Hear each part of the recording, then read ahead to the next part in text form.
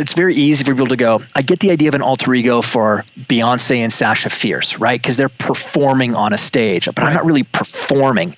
And I always stop people because I'm like, well, yeah, you are.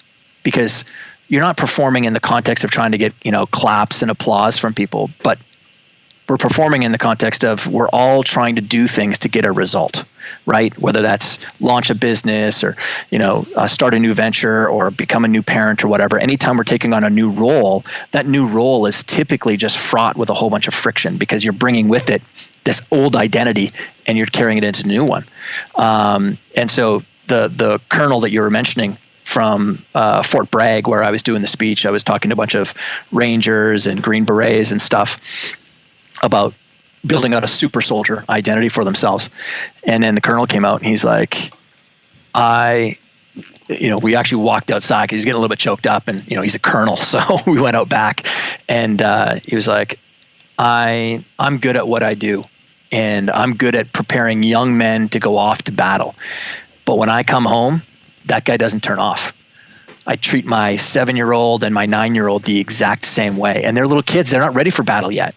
And so we talked about it. And in the book, I talk about how the power of a uniform or totem or an artifact is so important to help you, really trigger the identity that you want in any situation. And so I said, well, when you go home, do you ever take off the uniform? And he said, sometimes I'll keep it on for dinner or whatever, but I know I take it off, but I don't really take it off mentally. And I said, well, now we need to create a new uniform. And he bought a pair of, so we created a new uniform for him, which was a pair of khaki shorts, pretty solid dad gear. Khaki shorts. He wasn't a flamboyant guy, but khaki shorts and a golf shirt, specific golf shirt. It was from the Izod brand, actually.